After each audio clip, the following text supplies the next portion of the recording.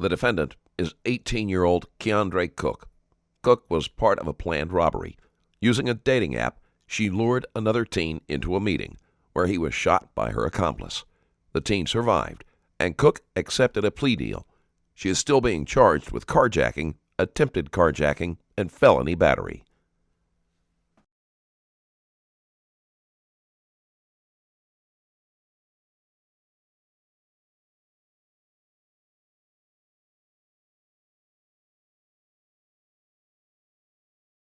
All right, come on up, Miss Cook.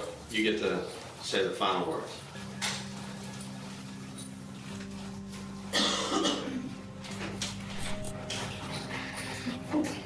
I just want to say that I'm sorry for the wrong that her son had to get shot. Cook's mother is devastated over the sentence, which is longer than her daughter has been alive. Cook and her family had been under the impression that taking the plea deal would mean not serving time, so this comes as a shock. Coming from Cook's mother, the sentence much more severe than they expected. Charges. All fines and costs.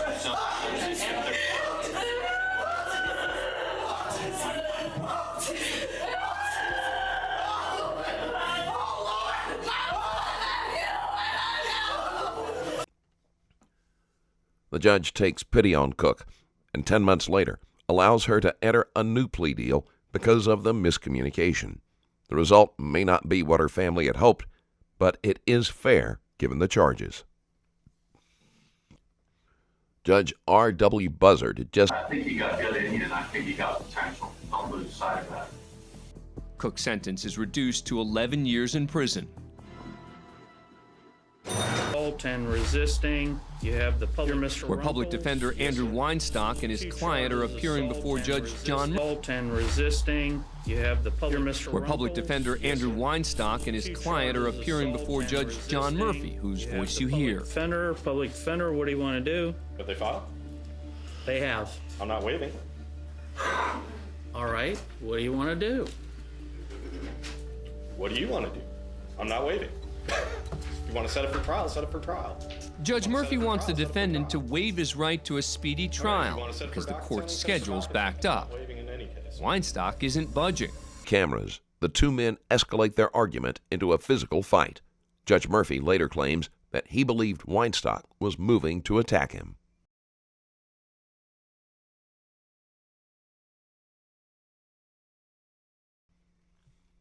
A later investigation determined that Judge Murphy was guilty of 3 charges: threatening to commit violence against an assistant public defender, engaging in a physical altercation with counsel, and resuming his docket while defendants were without counsel. He was immediately suspended and permanently barred from his post. Judge R.W. Buzzard had just finished up with several defendants, including Cody Howard and Tanner Jacobson, who have appeared for multiple misdemeanor charges. Both men are addicted to meth, and at the thought of going through withdrawals, Howard decides on a daring course of action.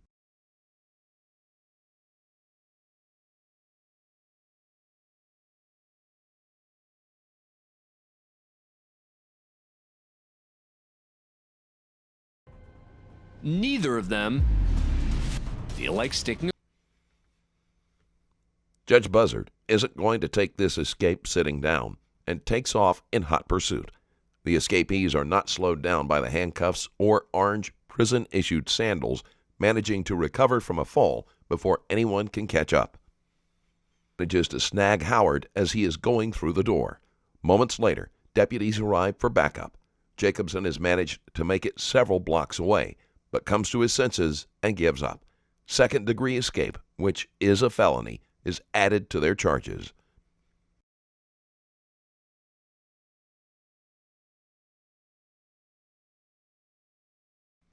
Judge Buzzard is still surprised over the actions that took place.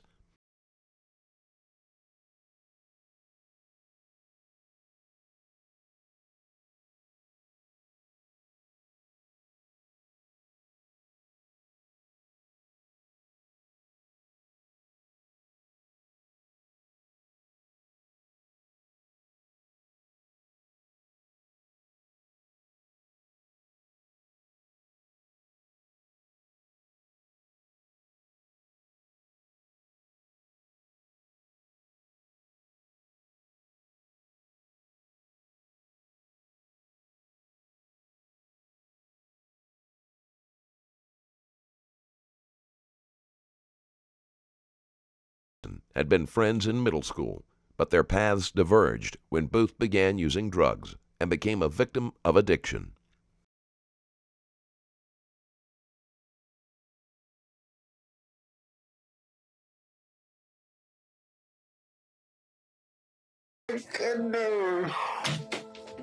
Good luck to you, sir. I hope you're able to come out of this okay and just lead a lawful life.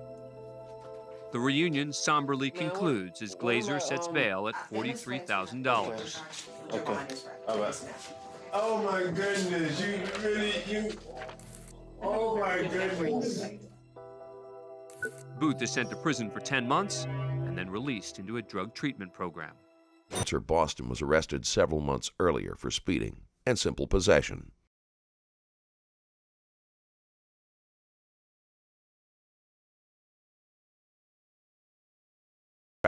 Boston decides to make his move.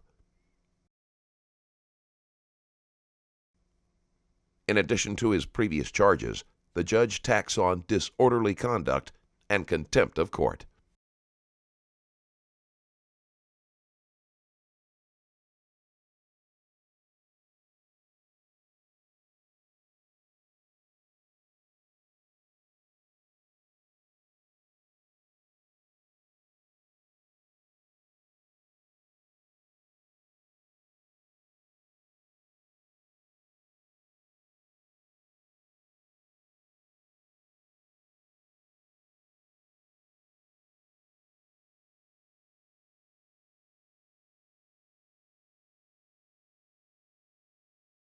Protection order has been brought against Jacob Larson. Larson has been harassing a former classmate on Facebook by sending numerous crude advances. This is in direct violation of the restraining order she has against him. This isn't the first time the judge has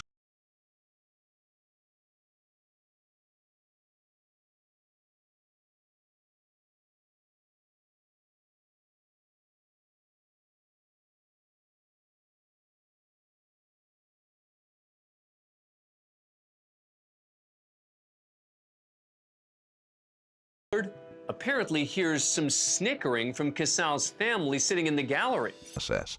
Hardwick was diverted to a rehabilitation program for 5 years in place of additional jail time. 20-year-old Spencer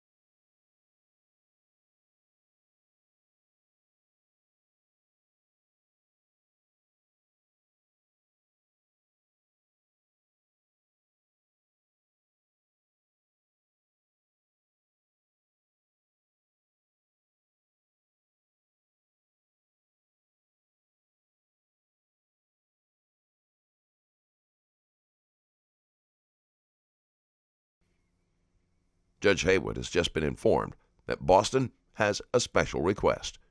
Haywood gives the okay, but he may end up regretting his decision. While the judge is distracted,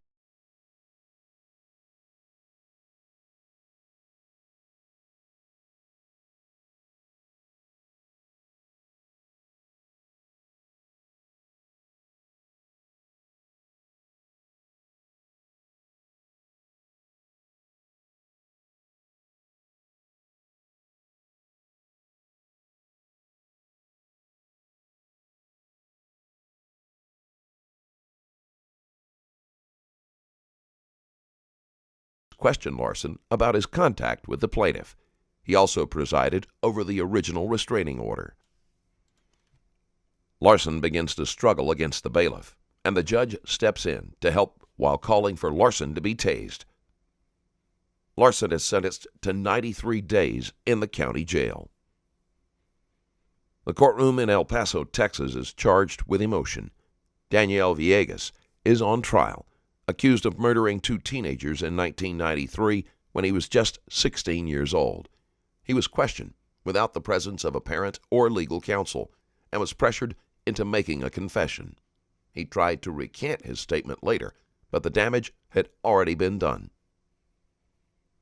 Villegas has been on trial 3 separate times for this crime.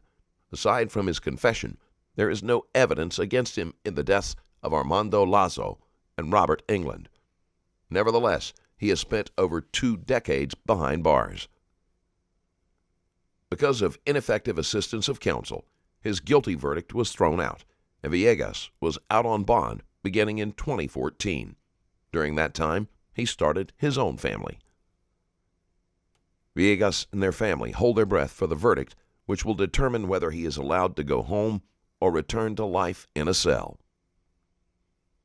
For the first time since his initial arrest, Daniel Villegas is truly free.